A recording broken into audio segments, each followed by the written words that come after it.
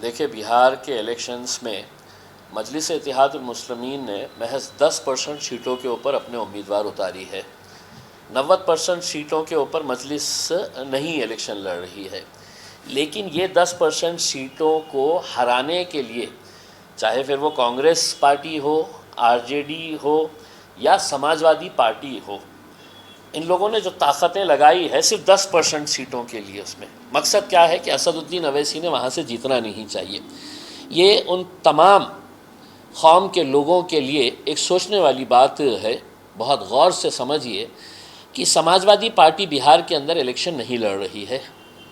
क्यों नहीं लड़ रही है? क्योंकि अखिलेश यादव एक यादव है। उन्होंने बोला कि भाई, मेरा एक भाई बंधु है जो बिहार के अंदर अपनी क़यादत खड़े कर रहा है, अपनी लीडरशिप तैयार कर रहा है, तेजस्वी यादव के लिए मैं इलेक्शन नहीं लड़ूंगा, लेकिन जाकर उसकी पूरी मदद करूंगा करके। तो उन्होंने करे क्या? उन्होंने अपनी पार्टी के जितने मुस्लिम लीडर्स हैं सबको लाकर छोड़ दिए सीमांचल के अंदर, जहां मजलिस इत्तेहादुल मुस्लिमीन बहुत ताकत के साथ इलेक्शन लड़ रही है। कांग्रेस पार्टी ने क्या करी? 90% सीटों के ऊपर वहाँ पर आप गिन के बताइएगा कि कांग्रेस, जो अपने आप को बड़ी सेक्युलर पार्टी कहती है, उनके मुस्लिम लीडर्स कौन से ऐसे नॉन मुस्लिम कैंडिडेट्स के पास जाकर प्रचार करें, कितने प्रचार करें। और कांग्रेस के जो मुस्लिम लीडर्स है वो भी पूरे के पूरे सीमांचल के अंदर आकर बैठ गए। और निशाना कौन था? भाजपा नहीं था इनके नेताओं के ऊपर। इनका निशाना था कि ओवैसी क्यों आ रहा है, हैदराबाद से चलकर ओवैसी क्यों आ रहा है करके।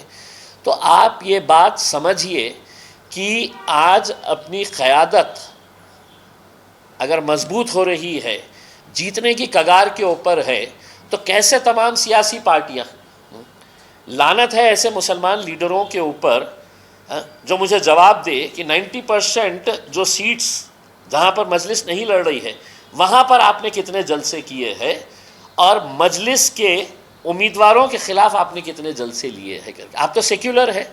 सेक्युलरिज़म का मतलब ये है कि नहीं साहब, हम तो सभी जाति, धर्म, मज़हब के लोगों को साथ में लेकर चलते हैं करके। तो सिर्फ आपको है तो सिर्फ यहाँ पे क्यों भेजा गया है? अखिलेश यादव अगर अपने भाई के लिए, अपने जात भाई के लिए इलेक्शन ही नहीं लड़ रहा है, तो सवाल ये पैदा होता है कि हमारे जात भाई हमको गिराने के अंदर क्या क्या खेल खेल रहे हैं। सवाल ये पैदा होता है कि अखिलेश यादव बिहार और उत्तर प्रदेश सटे हुए हैं, लगे हुए हैं।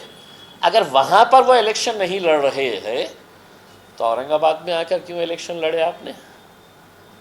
औरंगाबाद आकर इलेक्शन लड़ने की वजह क्या थी?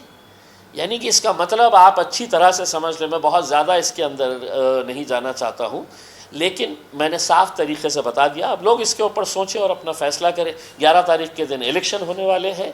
निकले अपने घरों के बाहर और किसी और पार्टी को नहीं, जहां मजलिस है वहां पर मजलिस को वोट दे और बाकी 90% सीटों के ऊपर जो उम्मीदवार है, जिसको देने का है, आप दे दीजिएगा। सर, इमरान प्रताप जिस तरीके से आरोप कंटिन्यू लगा रहे हैं, मामला खत्म होने का नाम नहीं ले रहा है। जहां से शुरुआत हुई कि एमआईएम का बीजेपी का गठबंधन सब टूटा, लेकिन उसके बाद हाल ही में उन्होंने कई स्टेटमेंट दिए, आपने उनका जवाब भी दिया। आखिरकार क्या कांग्रेस, एमआईएम महाराष्ट्र में हो या हिंदुस्तान भर में, कभी एक साथ देखने के लिए मिलेगी नहीं, या इमरान प्रतापगढ़ी को देखिए, मैं सिर्फ आपके जरिए सवाल पूछ रहा हूं कि कांग्रेस के इतने बड़े नेता, हेलीकॉप्टर में घूमने वाले, उन्होंने नॉन मुस्लिम कांग्रेस के या आरजेडी के कैंडिडेट्स के खिलाफ कितनी सभाएं लिए?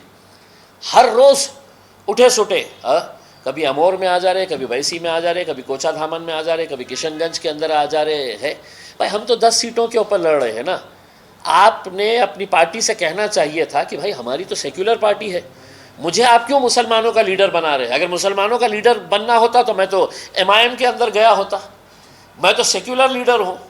तो सेक्युलर लीडर मुझे आप पटना में भिजाइए, मुझे आप दूसरे शहरों के अंदर भिजाइएगा बिहार के, और वहाँ पे मेरी सभा कराइएगा। लेकिन आपको जानबूझकर जब यहाँ पर भेजा जा रहा है, तो आप समझ लीजिएगा कि कांग्रेस हो, आरजेडी हो या समाजवादी पार्टी हो, इनकी मंशा और इनकी नीयत क्या है।